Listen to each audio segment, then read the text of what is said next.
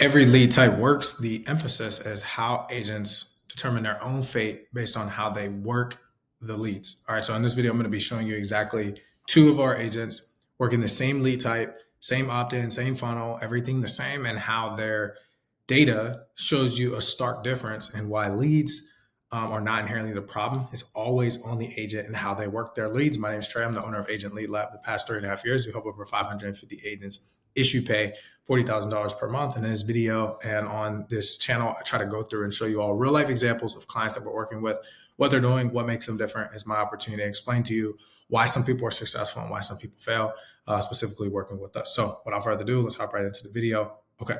So first things first, let's talk about why leads are not the problem. Okay. So we're going to look at this today. We're going to look at two different agents. Okay. We're going to look at one of them. And what they're doing is they're making a ton of sales, right? I'm going to do 48 leads, same funnel. I won't go into like details. I put fake names up, but you guys can't get any of their data. But these people are working veteran leads. Okay. They're in the same agency. The only difference is the person. Literally, the funnel is the same. The opt-in is the same. They're both open to the whole USA, excluding New York and a few other places. And we're going to walk through why this data is what it is. So let's first look at it, right? So we got 48 names. This person made 1, 2, 3, 4, 5, 6 sales. Okay. This person has had 48 leads. And if you look here, right, they didn't close this one. They didn't close this one. They didn't close this one. They didn't close this one. They didn't close this one. They didn't close this one. They did not close this one. Right. But then they talked to this person, intro, said he would call back, right? Went to underwriting. So if you can see, there's a stark difference between the two. These are all opportunities, right? If there was a purple, that means that the call was disconnected. So there's a few things I want to identify. Number one, this agent actually went in and color coded the leads that were disconnected. This agent did not, even though there probably were leads in here that were disconnected. They didn't color code them. And why is that important? Is because psychologically, there is a benefit to not always making sure that, let me make sure this comes back over. Okay, perfect. There is a benefit to not having negative connotations on your sheets, for example, right? Because now when you have this on here, what you look at is like, okay, well, these numbers are disconnected, these leads are bad. So psychologically, you're telling yourself something before you even start the day. Whereas this agent in comparison doesn't have any of that on here. Now, I'm not saying that you don't have to, but if you're not the person who can battle over your own internal dialogue that says, oh, this is bad, this isn't going to work, like that's 90% of the game. Before you even get to the dial in the phone, if you think the leads aren't going to work, they're not going to work. It just doesn't matter, right? This agent has a different approach. They're coming in, they're saying, okay, perfect. I have 48 leads. Here's how I'm going to work them. This agent maybe says, hey, I have 48 leads. This is how I'm going to work them. But, oh, these leads aren't good, etc. But when you look at the notes, it's like, okay, let's walk through it, right? Was in the backyard, outside, was being rushed, and then went halfway through the EHAP, tried to get on the phone. Like, should he have tried to close them on the phone? Like, I don't know. Wanted to do some research, very solid. He was going to compare the rates. Believe he might call back a couple of days. And side note, I just want to say that this agent doesn't complain, by the way. This agency, they're great. They just work hard. They don't complain. The cool thing is that because they're in both same agency, like they hold each other accountable, which I love. I'm just talking about a lot of agents will have these same notes and they'll whine, they'll complain, they'll say, oh, this is this is that. And I'm like, okay, well, if you're me, right? If you're looking at these two, what are you going to say? Because if I'm going to say that I got 48 leads here and this person made 6 or 7 sales and I got 48 leads and this one made none, is it the leads or is it the person? And the purpose of this video is really to determine, like, leads are never the problem. They're just not. Because if I can give somebody $1 lead or $1.50 lead, that's 30, 90, 120, whatever days old. If I can give somebody a data lead and they can close it, and I can give somebody else a data lead and they can't close it, is that the lead's problem? No, that's a skill issue. Okay, you move on to the next set. It's like, okay, now you have, middle class leads. Let's talk about 10 to 25, $30 leads, right? If I can give somebody 20 of those and they can close them, and I give somebody else 20 and they complain and say these suck, is it a lead problem? No. The same thing applies when you talk about live transfers. Oh, the transfers, the buffer, this, that, and the third. I can give somebody that same lead, they'll close it. So is it a lead problem? No. It's always a skill problem. It always comes back to being a skill problem. The purpose of having quality leads is for you to buy your time back. That's it. It's for you to buy back the amount of times you have to dial for you to get into a conversation. And you get into that conversation, you turn that conversation into money by improving your skills. But if you do not improve skills, leads will not solve the problems. And I hate to tell you, but even people think that watching these YouTube videos, I'm going to generate my own leads. It's not going to solve your problem. If you're not good at selling, you're not good at selling. You just have to improve. And if you think that there's a shortcut that leads are just going to inherently solve that, you're not. Let's think about in the best case scenario. So let's go best case scenario, and I'll prove this to you so you can understand what I mean. There we go. Okay. Here's what it looks like. So let's say you get 10 booked appointments, show up, right? Super qualified. All want life insurance, but they are not referrals. Okay. What people really want is they want referrals. That's what people in a perfect world, they want referrals. They want lay down appointments where they don't have to work. They don't have to do anything. They're going to show up. Why? Because if I tell a friend like, hey, you know what? You should talk to this guy. He has something that would be of your interest, say it's life insurance. Hey, you need to get some life insurance. So like, oh, okay, cool. It's like, I have a guy you should talk to. Well, if you put that person in a group message, right? It's kind of like, I don't want to be a bad look. So I'm going to at least show up. I'm going to hear the person out. And then because they do want it, even if they say, hey, let me think about it or I'll get back to you.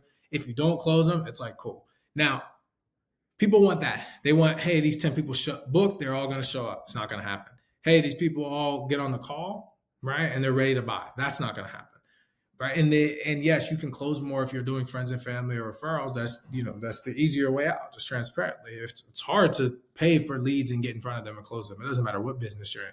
So, but if we walk through the scenario, let's say I get 10 people to show up on a call. They're super qualified. They all want life insurance, but they're not referrals. Okay. Here's the thing. You still have to close them. And the problem is not the leads, it's the sales skill. If you cannot paint a picture for a client and say, hey, this is where you're at. These are the problems that you're currently facing. Here's what it will look like when you pass away if you don't get something put in place. Why is this important to you? If it's not important to you, that's fine, right? And then what typically happens is agents are like, oh, well, they got on the phone and then they make excuses. Oh, he didn't have enough money. It's like, okay, well, why didn't you help him out based on his budget? Oh, well, then that wouldn't make me enough. It's like, okay, well, then do you care more about protecting the family or do you care about what you're going to make? Because either way, it's like, if you cared about protecting the family, if you did that enough, you'd make more money. But most people are like, well, I want the lead to show up. I don't want to work hard. And then when they do show up, they better have money and they better not tell me they want to think about it. And it's like, yeah, that's not going to happen, right? If you improve your skill set, then yes, you can overcome objections. You can learn more about it. And the purpose of having qualified leads is for people to pick up the phone and know what it is that they filled out, right? Or for you to be able to paint the picture for them. Now, depending on the lead type that you choose, that's going to be a little bit more difficult. I tell this to all my clients, right? The lead type determines the inherent initial friction. You all have heard me say this on my page a lot, right? Friction is basically just how much resistance does that person have.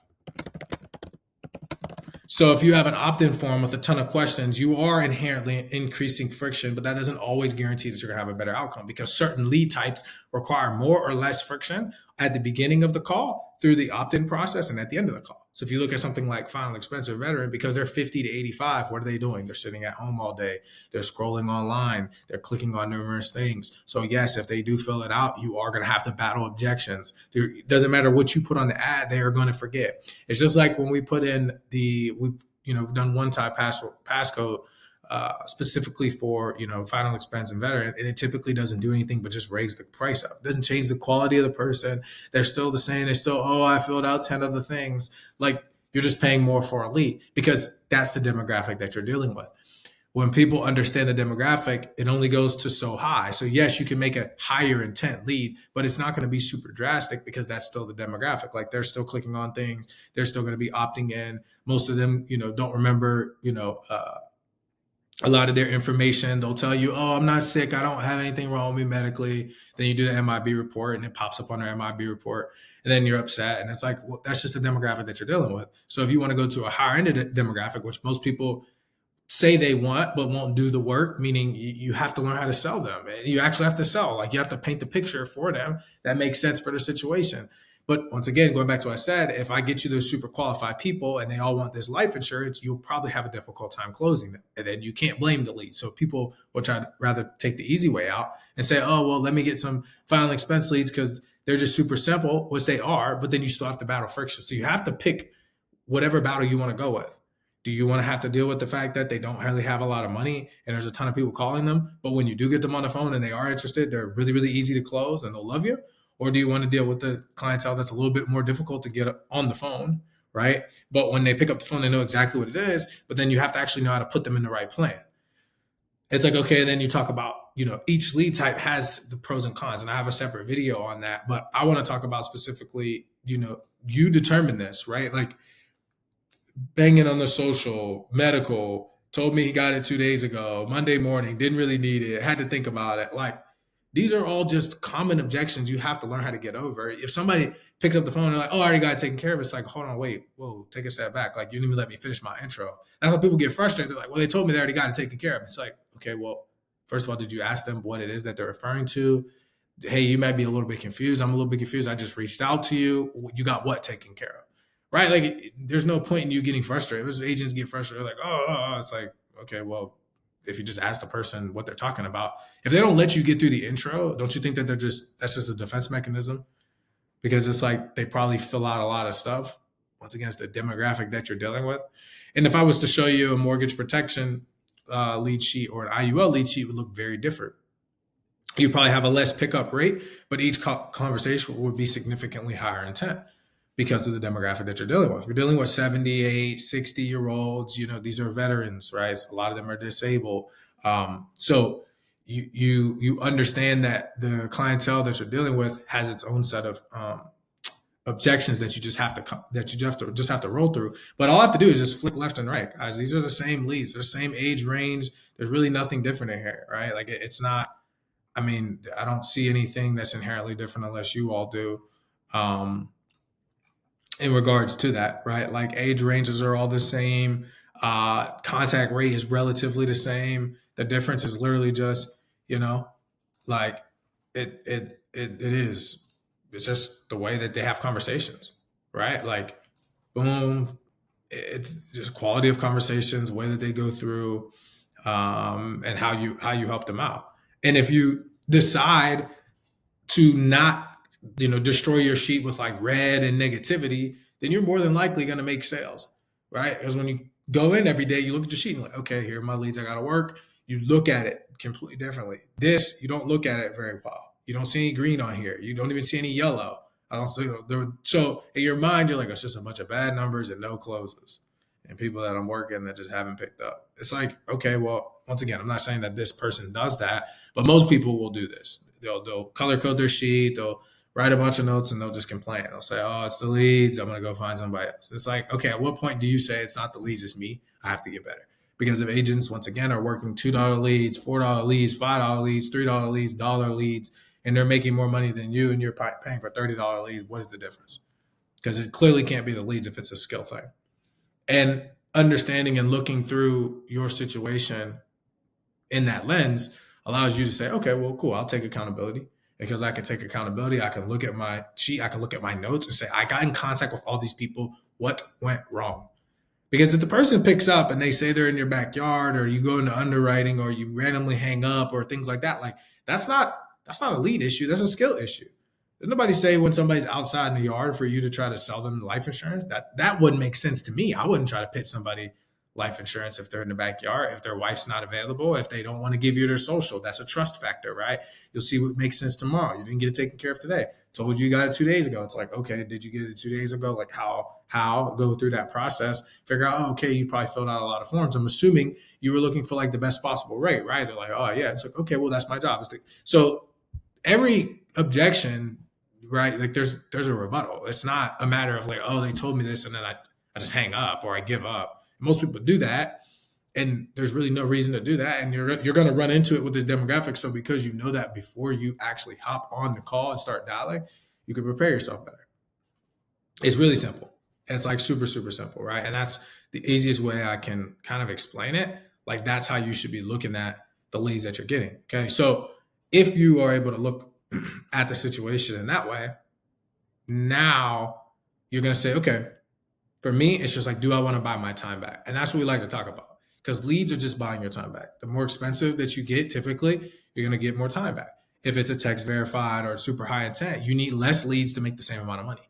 You're not paying more for higher intent leads to make more. It doesn't work like that. It's the law of average, so law of average. You're not going to get 10 leads and close 6 of them every single time. That's just not going to happen. I don't care in what world somebody tells you that. That's just not going to happen. Now, if you have 10 booked appointments and you close more, that's different. I'm talking about if you have 10 leads, you're not going to like book 8 of them and close 6 of them. That's never going to happen. There's no world that's going to happen. If it was, then everybody would be selling life insurance and growing a really big business. And that's the furthest thing from the truth, right? Because that's just not how it works. So knowing that, then the question you have to ask yourself is, how much money do I have to invest? And do I believe in my skills? If you don't believe in your skills and you have no previous track record of being able to be successful with less leads, then don't go buy high intent leads because you're going to get less to spend more. You're going to spend $1,000, $1,500, $2,000 on less leads than if you were to go buy, 100 or 200 agent leads. Get good, refine your skills. That's why some agents and agencies that we work with, all they do is work old leads because they're like, I don't want to deal with knowing that I only get 25 leads. I'd rather get 100 or 200 for the same price or a little bit cheaper and bang through those than try to sit here and say, oh, okay, well, I'm going to, get these 25 leads and, I think that I'm supposed to close 8 like that. That's just never going to happen. I just hate to break it to everybody. There's just no way that's going to happen. So once you understand that, you're able to easily decide on what leads make the most sense for you. The last thing I'll say in regards to this in working leads is like how to work them. So this agent in particular, the way that they work their leads is they stop working at sometimes 8:15, right? And they start working at like 8 a.m. So right now. And most people are like, well, I'm working the leads. I'm like, okay, well, how many times have you called them? Because if I look at your sheet and the contact rate is really, really low, there's no way that you're working the leads. It's absolutely impossible. If you have 20, 30 leads and you're not getting at least, because this is right, 1, 2, 3, 4. This is 4 out of essentially the first 10 leads that you've got in contact with. That's a 40% contact rate. That's actually really good. You booked 4, 1, 2, 3. You booked 4 appointments and closed 1, the first 10. Then you go another 10. So you go 1, 2, 3, 4, 5. So now you did 5 out of the next 10, right? And then you go 1, 2, 3, and then there's just like a little block, right? And then there's another 1. So based on those numbers and how that works, you have to look at, okay, here's my contact rate. Here's how many leads that I'm contacting. All right, because I'm contacting these leads, here's how many that I'm closing. You can make calculated decisions based off those numbers. Even over here, contact rate. Let's look at it, right? 1, 2, my bad. 1, 2, 3, 4, still 4, right? Then you have 1, 2, 3, 4, 5, 6, right? If we're doing off of 9, then you've got 1, 2, 3, right? And then the numbers even out. So it's like every 10 leads or so, you're getting a conversation or a booked appointment or a presentation. That's pretty good. 4 to 5 or 6 out of those 10, that's 40 to 60%. The other people, they're just not going to pick up. And that's a part of the game. So if you say you get 4 to 6 people to actually get in contact with them to get the opportunity to potentially present to them, then that means if you can, let's say you book 4 of those, you close 2. So for every 10 leads, you close 2. That's amazing, right? Is it realistic to say that for every 10 leads, you're going to close 4? No, it's not going to happen. So that means if you get 20 leads, you should close 2 to 4. If you get 30 leads, you just start doing the math. Then you take the average annual premium. And that's how we come up with our numbers even for all of our clients, because that is the law of averages. That's how it works. It doesn't change no matter where you go. But guess what? The determining factor about both of these agents are they both work hard. Some people's sheet don't have any of this. They're like, oh, I called the leads. I'm like, okay, well, if they're getting, this person's getting 40 to 50% contact rate, and this person's getting 40 to 50% contact rate, then what's the difference between the two? It's like, okay, well, this person's working. I see on their, Discord, the notifications, they start at 8, they end at 8 sometimes. I've seen them close deals later into the night. They're calling people from all around the country. They don't make excuses. Like, all right, well, maybe we should try to do what they're doing, right? That's the only difference. So I hope this video helps understanding that no matter where you're at, it's not the leads. It's never the leads. The leads are meant to, if you either understand what the client is seeing and then you create the picture around that, or you don't understand what the client's seeing and then you just have to heavily revolve on your skills. Either way, you need skills on both ends. Because just because I show you the ad and I tell you what it says, it doesn't mean that people won't not understand what it is that you're offering. I have a offer where I run ads to agents and agency owners. There's a few things. Number one, here's what happens. These people don't show up to their meetings. They're like, oh, I'm a life insurance agent. I'm an agency owner. I want high quality leads that can convert. It's like, dude, you're not even a high quality lead. So like, you want something that you're not, right? So the second thing is I have a form. On the form, it says, hey, if you want to buy leads, the minimum order is 100 leads. Guess what people put? They put 50, they put 75. These are agents.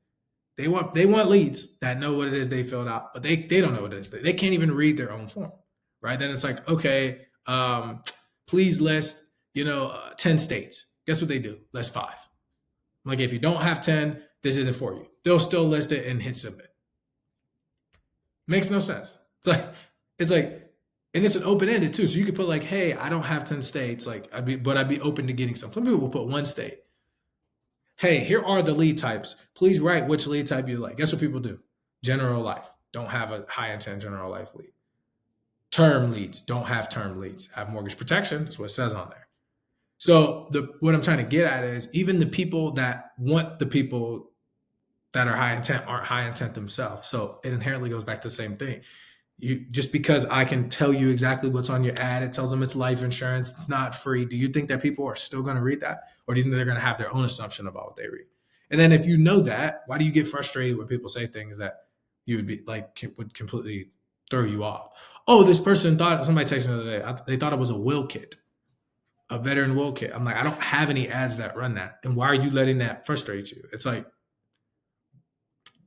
obviously the demographic you're dealing with, they don't know what they're clicking on. And if they generally probably are clicking on a lot of ads. Ads are good. They work. Like, they put the stuff in front of you based off of like what you say, how you say it. There's a microphone on all of our phones. So like when we're on the algorithm, that's why sometimes we'll have conversations and then things will pop up. It's with AI. That's what they use, right? We use the same thing for our ads. So if you work with us, we're going to do the same thing. So it benefits you, but then at the same time, you can't be upset when people are filling out forms when like that's what you signed up for, is for people to fill out forms. You signed up to overcome objections. You signed up to know and understand that they are going to fill out a lot of stuff. So if you get frustrated and get upset, you're not really buying into the process. You're just making excuses rather than saying like, okay, well, people probably are filling out. I get people that were like, hey, I had a guy fill out a form at night, called him in the morning. I was like, hey, you were looking for leads. And he's like, oh, well, and he had him open-ended, right? I'm like, hey, I'm with, Agent Lead Lab, blah, blah, blah. And the gentleman was like, well, actually, I don't remember. Can you tell me a little bit about it? And I'm like, okay. So I'm like, all right, now what I'm gonna start saying is like, hey, you don't remember, totally understand. Like, what type of leads are you looking for? Are you looking for the ones that remember what they filled out? And they're gonna be like, oh, yeah. It's like, yeah, well, do you believe in the law of attraction, understand how that works? It's like, okay, would it make more sense, like, if you're looking for that, wouldn't you want to be a little bit more like that?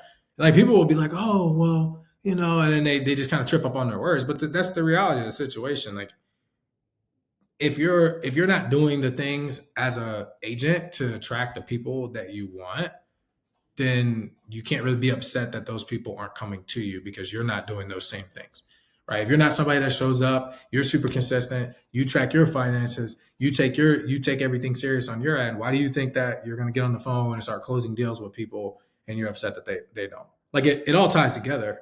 It's all a frame of mind, right? It's like, oh man, I want people that work hard and have money. It's like, well, do you work hard? And like, forget the money part, but it's like, do you just inherently work hard? It's like, no. It's like, okay, well, I mean, I don't know. That would just make a little bit more sense to me.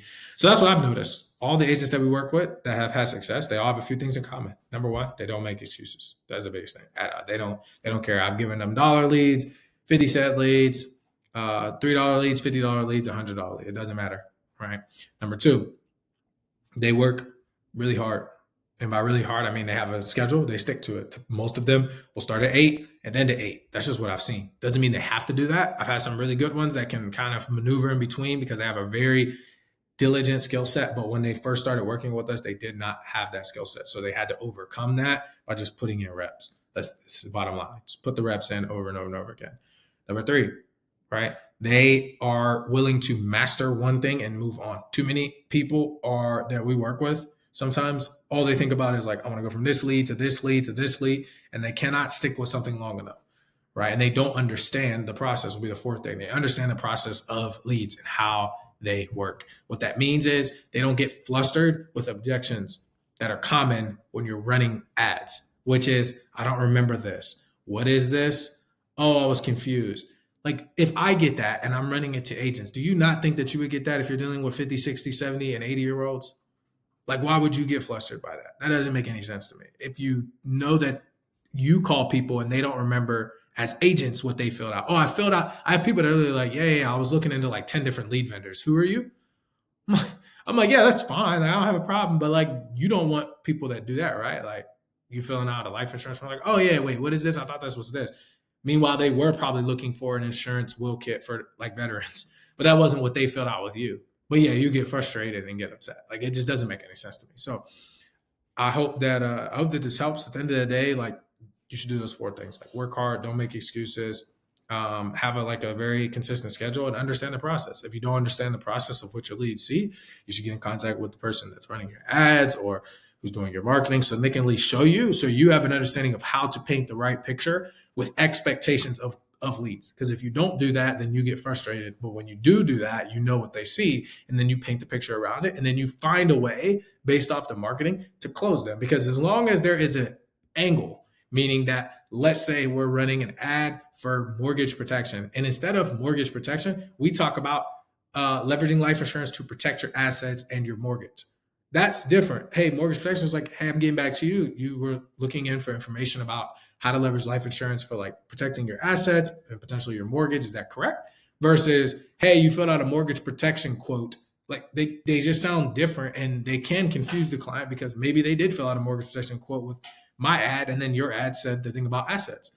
Well, they're going to get confused. And they're like, oh, yeah. And they start talking through the process. Like, yeah, you were the one that where I put X, Y, and Z. And then they're like, no, now there's confusion because you just initially said the wrong thing. You didn't paint the right picture for why they are there. So, as always, please make sure that you like, comment, and subscribe. If you're an individual agent or agency owner and you're seeking to figure out, like, hey, what does it look like to potentially partner with you all, for you all to walk through this process with us, to build our own funnels, to build our own systems, please go to agentleadlab.com. You'll see a book a call section. Once you fill that information out, we'll decide if we potentially want to partner with you. If you are not qualified to do that, that's totally fine. We will not hop on a call, but what we will do is we will send you some information about our lead programs. If you're just an agent, you have no desire to build any infrastructure, and you're like, hey, I just want high quality leads, you can go to our website as well. It's called leadlabcrm.com. We'll just give you high intent leads. And then eventually, if you want to partner with us, you can. That's the purpose of this channel, is to educate, help you all make more money as agents. But if you do want to partner at some point in time, hopefully you could take these concepts, understand them, implement them, see the results and the fruit of it, and then come back and eventually say, hey, we want to partner up with you. And if you're an agency owner, by the way, for that, we want you to be doing at least $150,000 a month. As an agency, it just makes the most sense. This is where we've seen the most success. Anything below that, like I said, we highly recommend that you get some leads. We would love to help you. And if not, just take this information and run with it for yourself. So outside of that, I will see you all next time and appreciate it.